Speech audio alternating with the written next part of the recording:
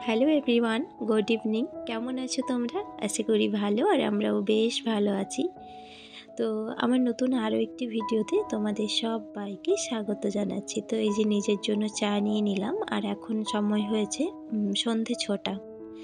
তো আমার হাজব্যান্ডের জন্য চা করে রেখেছি, আর এই যে বাঁধাকপি, পেঁয়াজ, রসুন কুচিয়ে নিলাম। তো এই যে আমার মেয়ে চেয়েছিল চাউমিন খেতে, তো সবার জন্যই বানাবো। আর দুধটাও গরম করা হয়ে গেছে, আর ম্যাগিটাও সেদ্ধ হয়ে গেছে। তো চলো ঝটপট করে বানিয়ে নিই।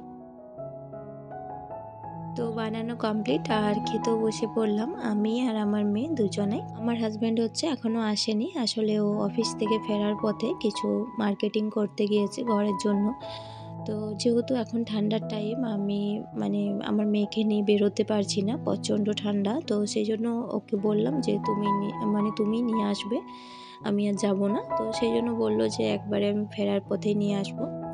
তো সেই জন্য একটুখানি লেট হচ্ছে, না হলেও 6টাতে বাড়ি চলে আসে।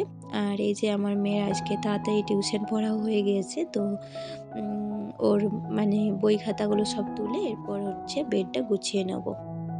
তো আজকে তোমাদের সাথে যেটা শেয়ার করব সেটা হচ্ছে সন্ধেবেলার যে ভিডিওটা। এই শীতের সময় যে সন্ধেবেলার সময়টা আমি কিভাবে আমার ঘরের কাজকর্ম গুছিয়ে করি সংসারের সময়ের সাথে সাথে, তো সেটাই আজকে তোমাদের সাথে শেয়ার করব। তো যাই হোক, এটা তো আমার প্রত্যেক দিনের ডিউটি, বেডটা গুছিয়ে নিই সবার প্রথমে। তো আমি কিন্তু সকালে একবার গুছাই, তারপরে হচ্ছে আমার মেয়ের টিউশন পড়া হয়ে গেলে তখন আরেকবার গুছিয়ে নিই। তো এই যে চাদরটাও ঝেড়ে পেতে নিলাম। আর এখনও কিন্তু রান্নাবান্না কিছুই হয়নি, আসলে চাউমিন বানিয়েছি। তো চাউমিন খেলে দেখবে আর রাত্রের খাবার খেতে ইচ্ছে করে না। তো সেই জন্য আমি চাউমিনটা খুব একটা পছন্দ করি না, তবে আমার মেয়ের খুবই পছন্দের একটা খাবার। তো দেখো, রোজ তো করে দেওয়া হয় না, তো এক এক দিন করে দেওয়া উচিত, তাই না? তো যাই হোক, আমিও ভাবছিলাম যে সন্ধ্যেতে কি নাস্তা হবে, তো সেই জন্য চাউমিনটাই বানিয়ে নিলাম সবার জন্য। আর আজকে আমার হাজব্যান্ডকে বললাম যে সিঙ্গাড়া যেন না আনে, তো ওকেও দিয়ে দেবো। তবে আমার হাজব্যান্ডের চাউমিনটা খুব একটা পছন্দ না, প্লেন চাউমিন। তবে ও যদি নিজে বানাতো চিকেন দিয়ে, তাহলে ওটা ওর খুব পছন্দের হতো। তো আমার এই সিম্পল খাবার দাবার ওর সেরকম একটা ভালো লাগে না। তো যাই হোক, ওর জন্য রেখেছি। তবে আজকে চাউমিনটা ভালোই হয়েছিল, ও মজা করে খেয়েছে।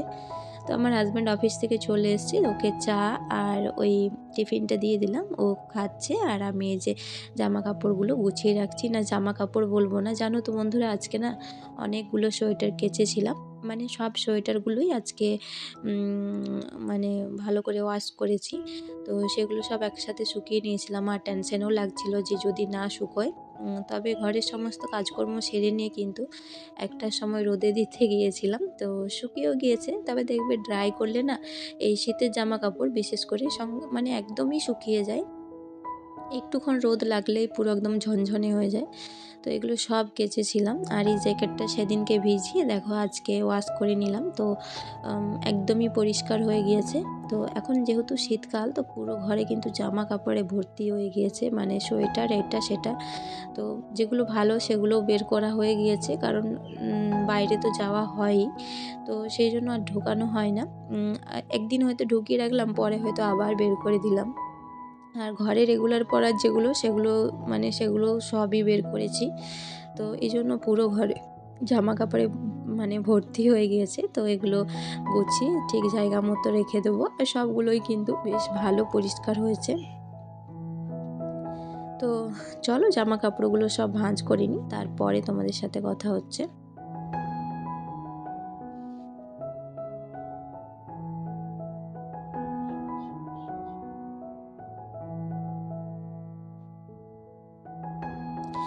তো জামা কাপড়গুলো সোয়েটারগুলো গুছিয়ে জায়গা মতো আমি রেখে দিলাম। এরপরে হচ্ছে আমি ঘরটা ঝাড়ু দিয়ে নেব। আর এই যে টেবিলটা দেখছো, এটা হচ্ছে আমাদের বাড়ির সবার ডাইনিং টেবিল, ঠিক আছে?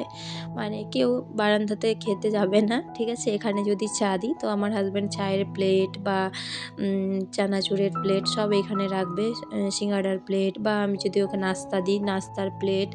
তো কী আর করব, যদিও এটার উপর এঁঠো করতে নেই, বিশ্বকর্মা। আমার মা কিন্তু অনেক বারণ করে, কিন্তু কি করব, এই যে মানে অভ্যেস হয়ে গেছে। আর ওদের দেখা দেখি না আমিও কখনো কখনো চায়ের কাপ নামিয়ে রাখি।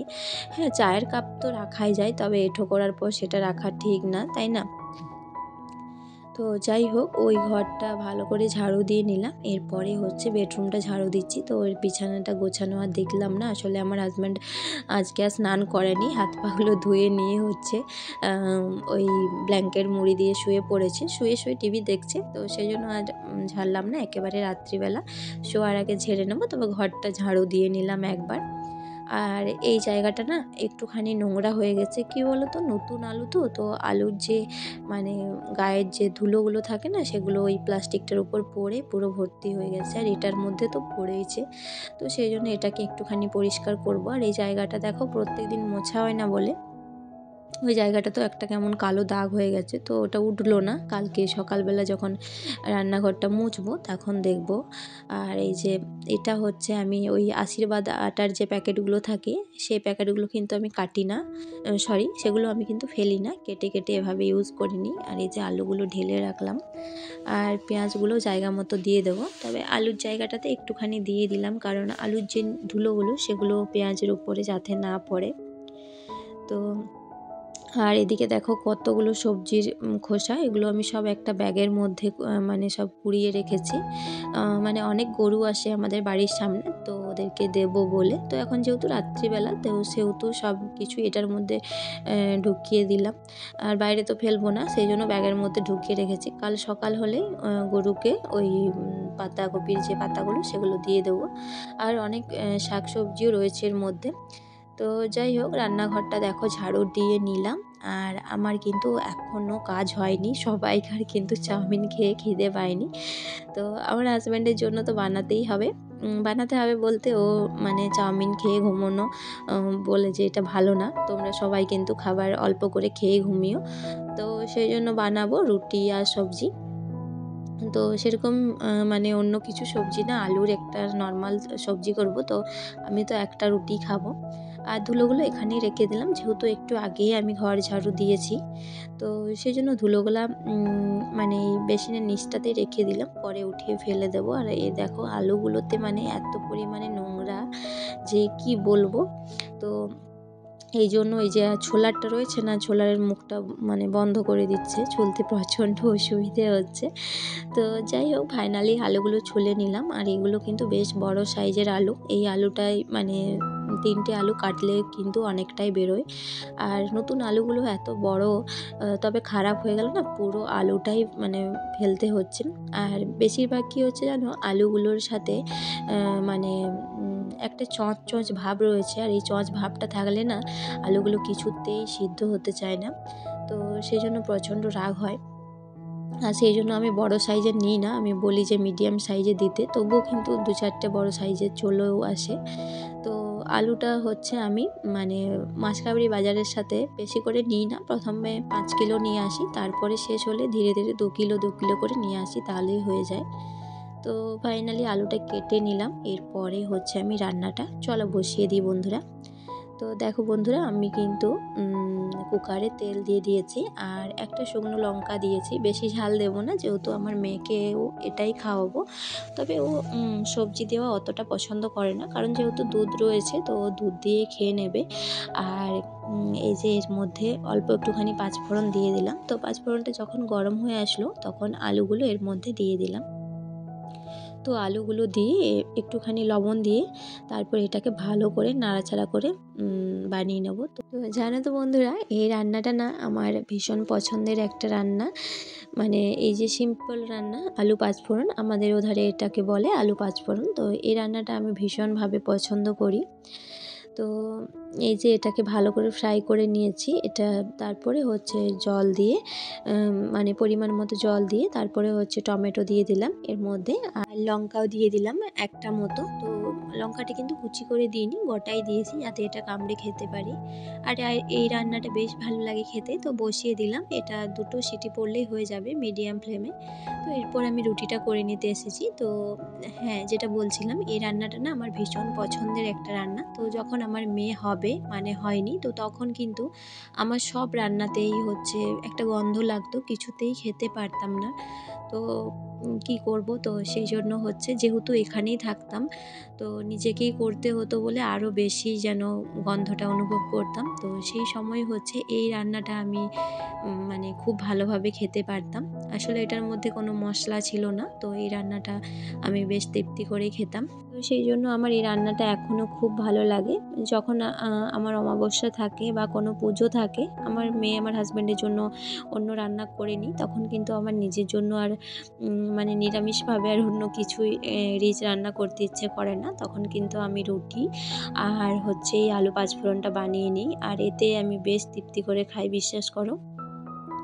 তো যাই হোক, রুটিগুলো করে নিলাম আর অল্প পরিমাণেই করছি। কারণ কেন বলো তো? আ আসলে হচ্ছে কেউ কিন্তু বেশি পরিমাণে খাবে না। তাতেও কিন্তু মানে এত কম করে করার পরেও কিন্তু রুটি অনেক বেঁচে গেছিলো। আর জানো তো বন্ধুরা, খুব ঠান্ডা। মানে কি বলবো, মানে আমার ভালোই লাগছে না। কখন গিয়ে আমি হচ্ছে শুয়ে পড়বো। তো বাসন-টাসন সবই আগেই ধুয়ে নিয়েছি। তারপরে হচ্ছে রান্না করতে আসবো। তো আমি রান্না করতে, করতে প্রায় বেশিরভাগ বাসনই ধুয়ে নিই। আর তারপরে রান্না করার পরে দেখা যায় হয়তো আমার একটা কড়াই বা একটা খুন্তি থাকে। তো এরকম করে রান্না করলে কিন্তু সেরকম একটা অসুবিধে হয় না। তো যাই হোক, রুটিটা হয়ে গেলে কিন্তু আমার রান্নাঘরের কাজ মোটামুটি কমপ্লিট হবে। তো আর এখন কটা বাজে জানো তো বন্ধুরা? এখন বাজে হচ্ছে ৮টা। তো দেখো, আমি কিন্তু সময়ের মধ্যেই সমস্ত কাজকর্ম শেষ করে নিলাম। এরপরে হচ্ছে খাওয়া-দাওয়াটা করে নিলেই হয়ে যাবে। তো আমার কিন্তু রান্নাবান্না একেবারে রেডি। তো সবার জন্য বেড়ে নিলাম। তো এক এক করে পৌঁছে নেব। তো বসে না থেকে কিন্তু আমরা খাবারটা খেয়ে নিচ্ছি। কারণ খাওয়া বা খেতে দেওয়া এগুলোও কিন্তু একটা বড় কাজ। তো কাজগুলো এগিয়ে থাকলে বেশ ভালো। আর এখন সময় হয়েছে কিন্তু 8:30টার মতো। তো দেখো কত তাড়াতাড়ি আমার কাজগুলো সব কমপ্লিট হয়ে গেল। তো এরপর খেয়ে দিয়ে শুয়ে পড়বো। তো চলো বন্ধুরা, ভিডিওটি আর বেশি বড় করব না, এখানেই এন্ড করে দেই। যদি ভালো লাগে তাহলে একটি লাইক করে চ্যানেলটি সাবস্ক্রাইব করে নিও। টাটা।